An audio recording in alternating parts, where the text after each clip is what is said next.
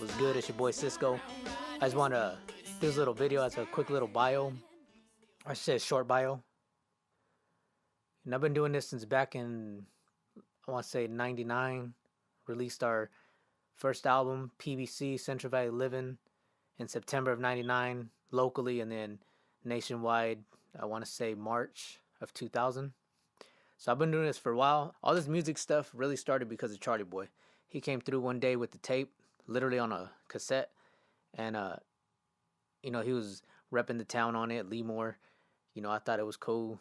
He told me how he did it, so I went and thought, hey, I could do that too. So I went and did my own little song, and glad it's not around because it was garbage. He was doing his thing, I was doing mine. There was no group. We weren't even trying to be rappers. We were just some homies from the hood, doing our little tape just so the other homeboys could have something to bump. And one day I got to thinking, there's got to be a real studio out here somewhere. So I got into the Yellow Pages. That's how long ago it was. We didn't have Google. We didn't have all that. So I literally went into the Yellow Pages looking for studios and found one. Southwind Recording Studio in Hanford. Called him up and scheduled an appointment with Rick Thomas. Shout out to Rick Thomas. I ain't talked to him in a long time, but without him, none of this would have ever happened. And I say that because we used to just go record, like I said, just to have songs to bump ourselves. No intention of being any kind of rappers, anything like that. So I gone to the studio, recorded a couple songs, then I told Charlie Boy about it. I went from having a cassette to a CD. So, we thought that was the coolest thing ever. So I took Charlie Boy with me one day, and we recorded our own songs. We weren't even a group. And I did a song called, to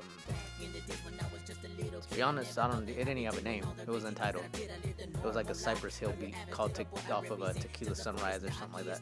And Charlie Boy did a song called Gotta Watch My Back, and I want to say it was a Lighter Shade of Brown instrumental. Back then, we can go to the CD store, buy a single, and the single had the song, the acapella, and the instrumental. So we would go buy all the singles we could that said instrumental on them, and that's how we started.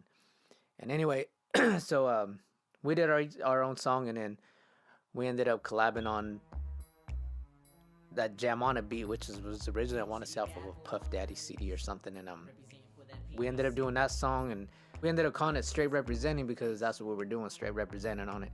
And like, we didn't know that song was gonna be as big as it got. And to this day, that's like probably my most well-known song out there, is Straight Representing. We did that album, and when I originally started, there was no P.B.C, there was no group. I was a solo artist. Charlie was a solo artist. And I got a call from Rick Thomas telling me that someone was looking for artists to sign, and if I was interested, that I should put a demo tape together. So we just got a bunch of songs that we recorded. Charlie Boy was only on a couple, and my brother Droopy was on some stuff. I submitted this stuff to GH Entertainment and got a call back from Guyler Harris, and we met up. I met up with him. He had a tape store out in Madera. So I went out there to Madera, discussed a little contract that he signed, but it was as a solo artist. So I took it back to Rick Thomas, had him look over it, and he just told me he didn't really see nothing wrong with it other than it was a lengthy contract. It was a 4-year contract, but I had nothing to lose. Like I said, I wasn't trying to be a rapper, so I ended up going back. I signed as myself as a solo artist, and we ended up coming up with the group name P.B.C, Proud by Choice, and word went around that P.B.C got signed. So I went back to Guyler and I said, hey, can we release this as a group? He tells me, yeah, you can release however you want, but the deal is with you. So that was that. So originally, had I not put it out as a group, this originally would have been, Cisko solo from the beginning, but I chose to do it as a group because that was, my little crew. So that's how P.B.C came about. And Charlie Boy got locked up, I believe, before the album even came out. He was the starter of all the rap stuff. I give him credit for me starting, but he just we were never able to really connect more after that album as far as, making music happen as a group. So we went on to drop a second CD, and then the third one, and then I got locked up, and then after that, things just everything just kind of fell apart because I was pretty much the brains behind it all. I was doing the mixing, we're trying to back then. We started on a VS 1880, recording everything like that. So, but once I was gone, there was really nothing they can do as far as trying to put more music out. So I got out, and then parole conditions, obviously prohibited us all from hanging out. We were all on parole. I had been locked up. My brother got locked up. Charlie Boy got locked up. So from there on, I just decided, I'm going to go back to being a solo artist. And that's pretty much why you don't see the P.B.C name no more. Though I still represent it. I got it tatted on my arm. I got probably one more album to do, but I'm shifting more towards trying to find other artists to work with, maybe put other people's stuff out. We signed with GH Entertainment. They paid for radio commercials on B95, which was a big local radio station out here. So we would hear our radio commercials play. People didn't know that you could just go down to the station, pay for some advertisement. After all, it is called commercial radio, so we were paying for commercials. But people didn't know you can do that back then, so when they heard it, they just thought we were doing real big. So we rolled with it, and we had our radio commercials for record release parties, for our actual album release. We did shows, locally where we were the headliner. There was no opening up for a big name. We back then we had it to where we can bring in our own audience, bring in our own fans, fill the place up, and have a good show. These days, like, there's so many rappers, it's a lot harder. But I would still say, keep pushing everybody who's doing music, but do it right.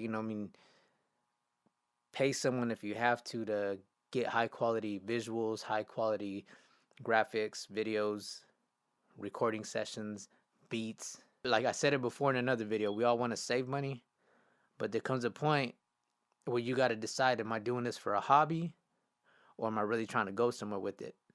And if you're really trying to go somewhere with it, it's time to invest some money. So yeah, I just wanted to let people know, I'm still repping P.B.C. I do have a new album coming out. It's going to be titled R.View.